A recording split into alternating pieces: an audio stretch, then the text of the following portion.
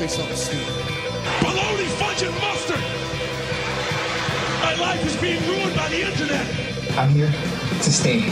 Make a good lucha thing. Where's my fucking champ? This will be the moment, starting now, of the genesis of McGillicuddy. We're going to the top of the totem pole. This is the Wrestling Botchcast with your hosts, Scotty the Brain and Sean Bradshaw Layfield. What's going on, everybody? Welcome to the Wrestling Botchcast. Another bonus episode coming at you. I'm Scotty the Brain. You're welcome. I'm here. Yeah, you're welcome. I'm here with SBL, as you just What heard. up? Marks. We are coming at you today to give you our Backlash predictions. You know, that little pay-per-view that everyone's pretty much forgotten about at this point. It's my first title defense. Yeah, it's your first title defense. We're not going to let you do your first promo during this. We'll wait until the Friday episode. That'll give you more time to write your promo. You need to tap some good writers for that. It's really actually pretty it's kind of a blessing, if you will, because I didn't even think about writing a promo. See, you should have. So you're lucky. I'm giving you a free pass. You get I'm 2 more like days. I'm like Brock Lesnar in that I don't need to talk. I just need to win. Do we need to get you a mouthpiece? Yep, we sure do. Oh. You better get on that. You've only got a couple of days. You better tap some Paul Heyman. I hear he's pretty freed up at this point. I also have to learn to scream like a girl if I want to be Brock Lesnar. That's true, and you need to have a much higher voice. That Right. man has a voice that It's weird, man. it doesn't sound like it should come out of that man. I don't get it. Not at all. It's always confused me. I feel like he had like a new voice box inserted, so it made his voice higher. Or he sounds like he's always sucking helium. I don't know.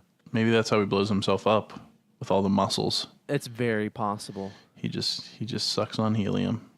Apparently, all the steroids he did, shrank his balls and his voice box. I think that's like kind of a one and the same deal, isn't it? It might be.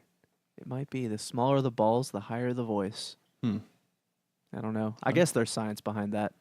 I don't know, Brain. I don't feel like diving into that on this podcast. We'll have to get Brock on the episode. And That'll be ask the him. bonus of the bonus. Well, let's talk a little Backlash. Backlash literally had 1 week of build, and it shows because I couldn't care about most of the matches on this. I didn't even know before that some of the matches were booked. So who knew? I guess They all just started popping up on WWE's Twitter feed. It's like, oh, hey, we're going to do this match. Hey, there's this match too. And they just randomly announced them. No build to a lot of them. A lot of them have guys on different brands going against each other. So take with that what you will. I'm not going to help you in your predictions because you obviously don't need it. I clearly don't need it. But I feel like I'm taking the title back this week. One of us has a belt, brother. I don't want to talk about that right now. One thing of note for Backlash that I noticed today, there are no tag title matches on the card at all. None of them. So the Deleter of Worlds I thought the the Bludgeon Brothers bar. are not defending. Oh no, never mind. That was. See, I'm already confusing the Greatest Royal Rumble with Backlash. I thought the bar had a title shot, but They yeah, do. I guess that would be silly because that already happened. Yeah, at the GRR. Now we basically get 8 matches. I think it's 8. 1, 2, 3, 4, 5, 6. Yep, 8 matches.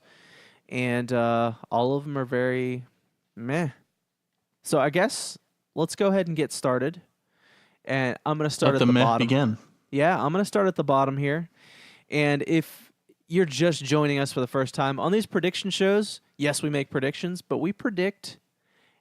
And the winner, so the one with the most correct predictions, will then retain the Botchampionship. I'm glad that you said retain because that's the most important thing you've said. Well, I'm going to walking it back. No, The I winner think you were fine the first time. will get the Botchampionship. So when I get my revenge, I lost at the Greatest Royal Rumble. which is okay. I didn't realize that the Greatest Royal Rumble was just going to be a glorified house show with lots of fireworks. I don't know how you didn't realize that. But the more you know, the more you know. Because they were building up like it was some big thing, but nothing big happened in the entire thing. Getting ahead of myself, we'll get into that on Friday's episode. If you weren't aware of what propaganda was, just see John Cena's speech after he beat Triple H. That is exactly the moment when I realized, wow, I'm probably going to get all these picks wrong. Mm-hmm.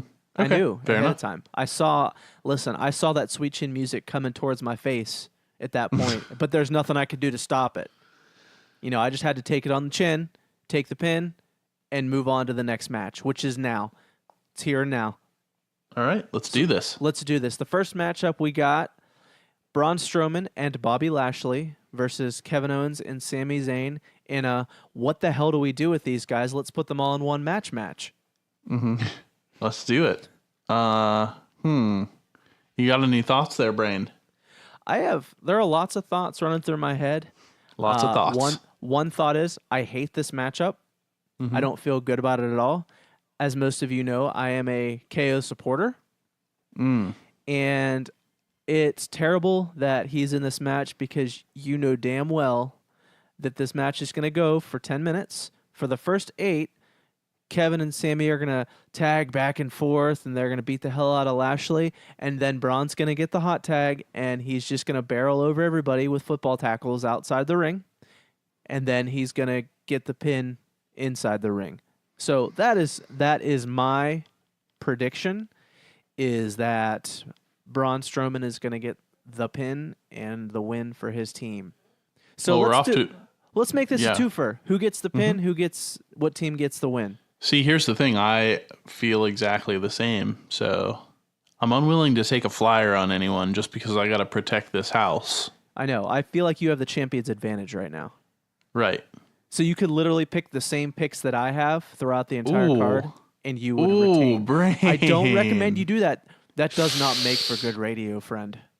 Does not. Am I interested in being the champ or good radio? I've always maintained that if you're the champion and you're a heel, as soon as the bell rings, you just take a powder and get counted out. Anything you can do to cheat. Exactly. And then that's when you build up the feud and build up the feud and build up the feud.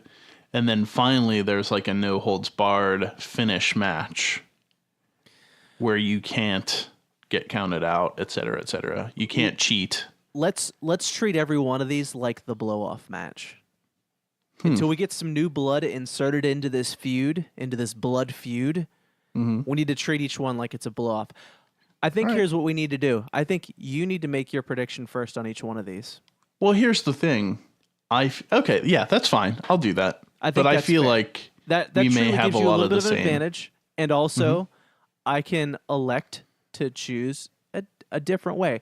I do feel like we need to figure out some additional stipulations, like definitely for this tag match. You know, who gets the pin and who gets the win. So obviously we both agree. That's fine. We'll move on. We'll add stipulations as we go. Yeah, I just don't see this ending any other way, honestly. No. All right. Next one we got. Daniel Bryan versus the Big Ass. How do you feel about this match? I feel like this will probably... Daniel Bryan wins probably by DQ. Okay. All right. Why do you feel like it's going to be a DQ? Do you think this feud's going to continue? Yeah, and I don't think that you can make Big Cass look like a bitch right off the bat. Even though he is kind of a bitch? Yeah, I mean, whether or not he's a bitch is irrelevant. At the moment, you're right. Sure. I think for this match, this is a tough one. I think this is the one I'm having the most trouble with of any of them on the card right now. Because I can't figure out whether they're going to continue this feud and this is going to go on to Money in the Bank, which is the next pay-per-view, which is a big one. And then you put Daniel Bryan and Big Cass in one of the Money in the Bank matches. I kind of think that's where it's leading. I feel like Daniel Bryan's going to work the injury angle a bit, and I feel like there's going to be outside interference by somebody. Who gets the W? I think Big Cass is going to get the W on this one, but there's going to be some sort of outside interference that allows that to happen. Wins and losses is first priority. So let's say You're right. I'm just saying. So you're saying Cass. Big Cass beats Daniel Bryan. Yes. With outside interference. It's not going to be a clear-cut win. Because I feel like this feud's probably going to continue because they want feeling good. They want Miz and Daniel Bryan at SummerSlam. So you can't move right into that program and make it through 2 pay-per-views without us seeing it. So, and this is truly their first meeting. This is the first Big Cass Daniel Bryan meeting. And I don't think there's going to be a clear-cut winner.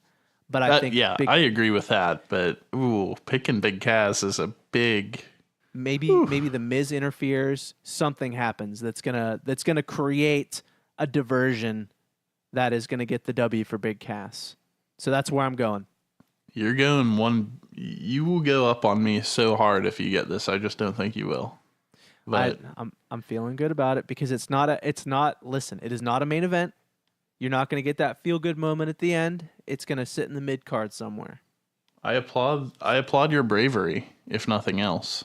That's all I can be at this point. I'm the underdog. I got to go for those big swings. You know, I swung and missed a bunch last week, but I feel like my luck has changed. Ooh, okay. This is what happens to home run hitters. You strike out a lot, though, so I'm feeling pretty good about my championship retention. But when you hit a home run, it's in the most clutch of moments. I feel like I need to be clutch, so... Let's hope for your sake. I know. All right, moving on. Carmella versus Charlotte for the SmackDown Women's Championship. Go ahead. I feel that I'm taking Carmella. Okay. She can't drop the belt immediately, and I feel like they're building towards a different program entirely for Charlotte, so I'm flat out taking Carmella. My head says take Charlotte and again another DQ, but you can't do that in every match. So I'm just going Carmella straight up. It's really difficult for me to see Carmella winning this match based on her in-ring acumen. I just after watching SmackDown tonight and watching her in the ring against Charlotte a couple of times, you know, they didn't have more than maybe a minute in the ring against each other.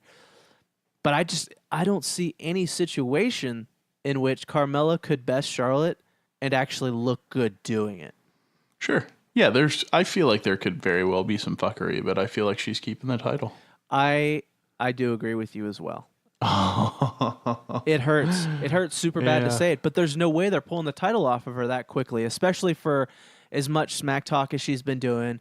I mean, she's been talking mad shit for the past 2 weeks. And I feel like she is the Alexa Bliss of SmackDown right now.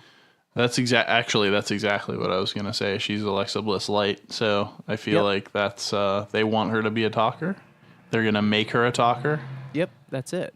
And that's how she is in the ring. She works the ring like Alexa Bliss, like someone that hasn't been in a ring very long and hasn't had a lot of in-ring experience.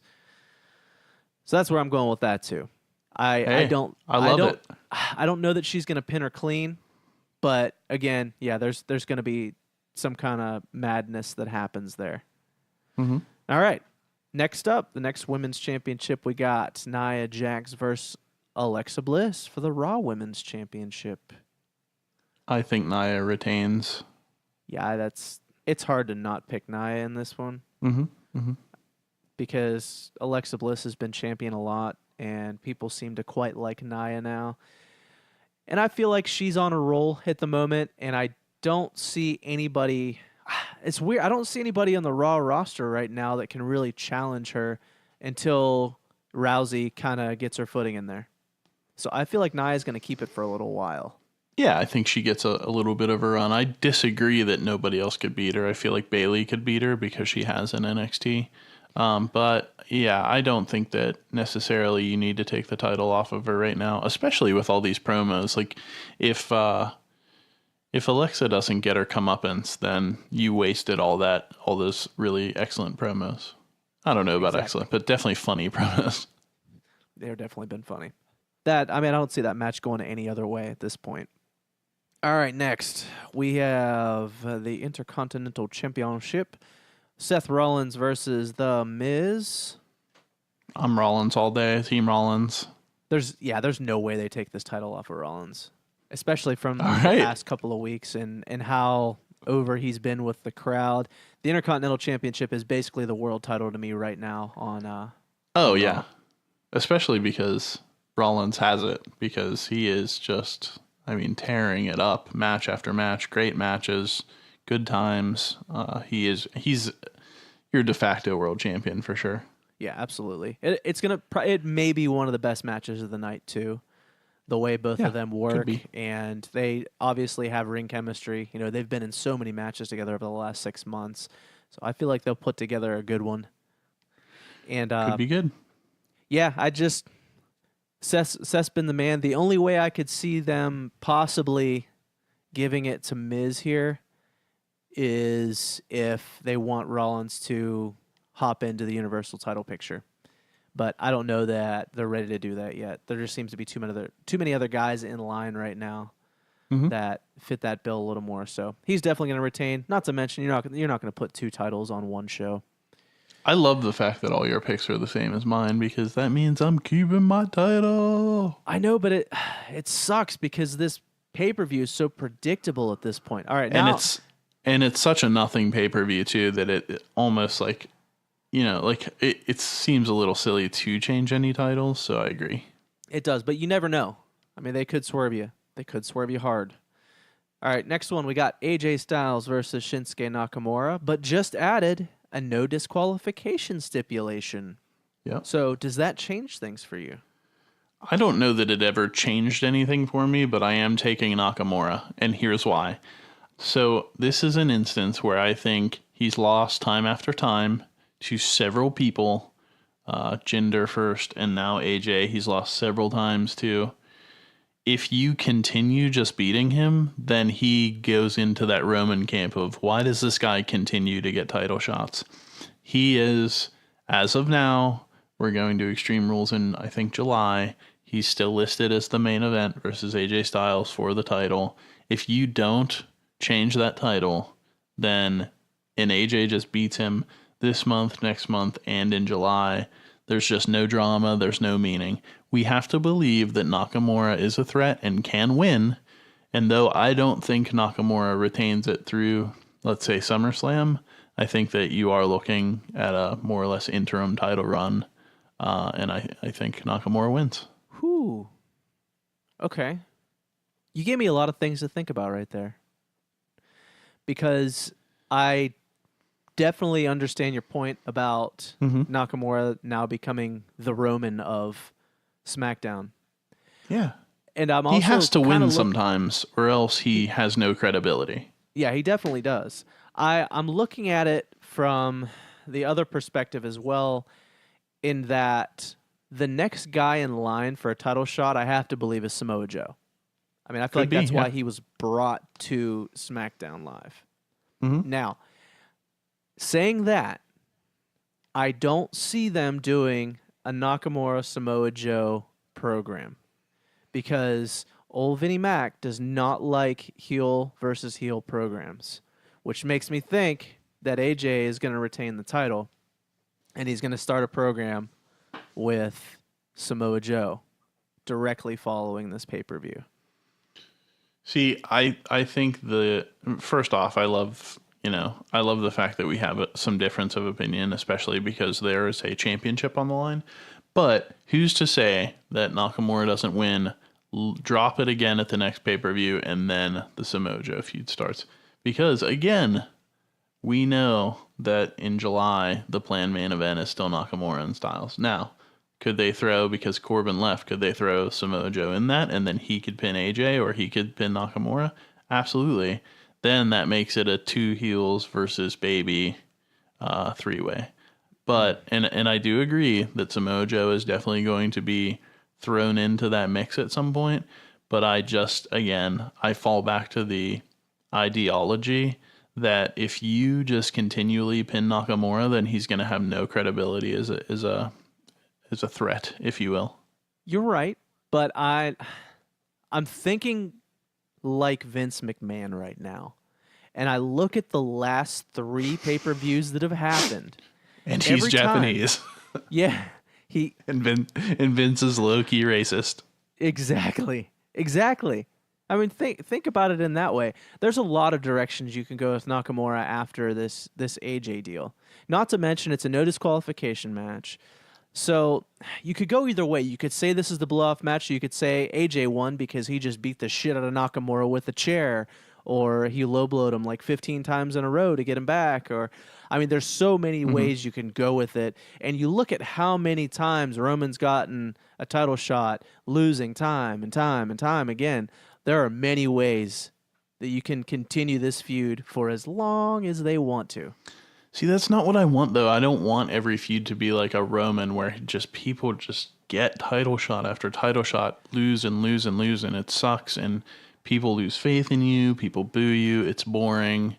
I want all these guys, Daniel Bryan, AJ, Samoa Joe, Nakamura, I want them to all be at the top for a real long time. I want them to all kind of feud back and forth. Maybe they trade the title off. Maybe you make it like a Stone Cold and The Rock and Mick Foley thing where they just all trade the title for a while. And that would at least be exciting. At least we'd get some good matches and some cool title changes.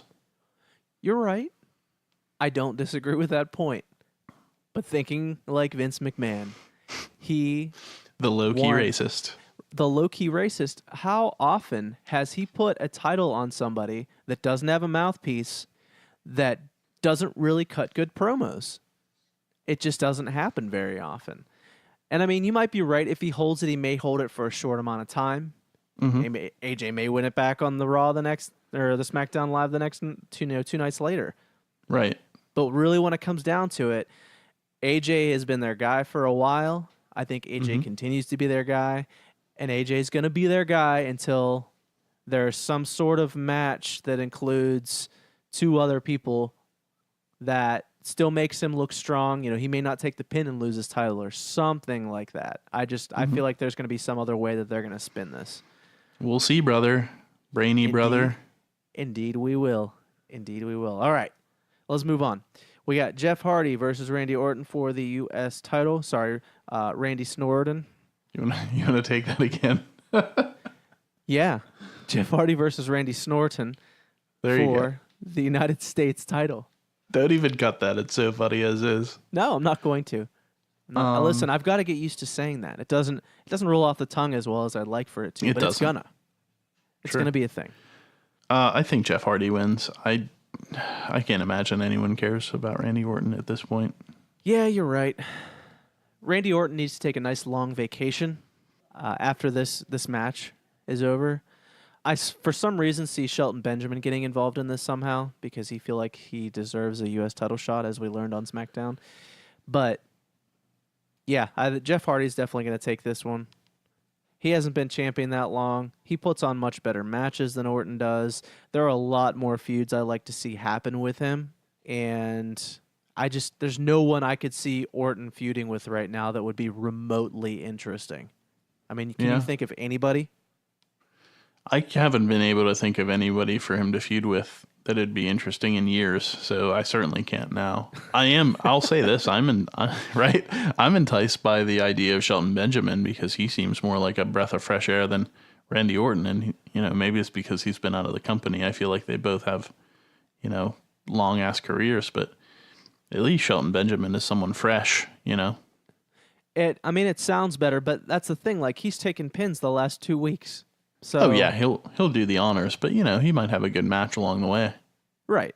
He might pull one out of his ass. You never know. Crazier things have happened. Like, Roman Reigns continually getting title shots. Moving right into that. Your main event for the night, Roman Reigns versus Samoa Joe. This match, it has the ability to be a great one. Mm-hmm. It could be. It could be okay. But at the same time, this match means absolutely nothing because you have two guys that are on 2 different shows. Mm-hmm. There's no title up for grabs. Mm-hmm. I mean, this is legit going to be a blow-off match. We're going to get a clear-cut winner. Or maybe we don't.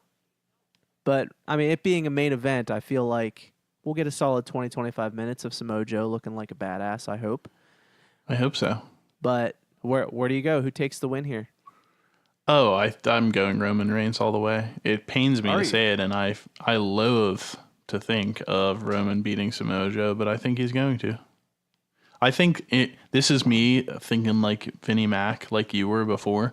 This is me thinking like, all right, well, now I got to build Roman back up again and make him look strong. And so that's why I think it's going to be Roman. And it sucks, and it's not fair because Samoa Joe is probably the best wrestler.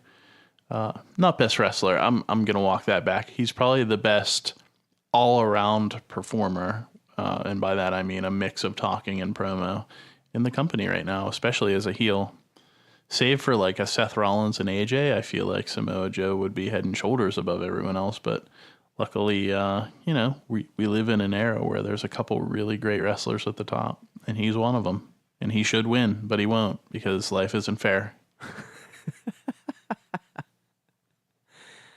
Never has such a sadder statement been made. Yeah. This is tough.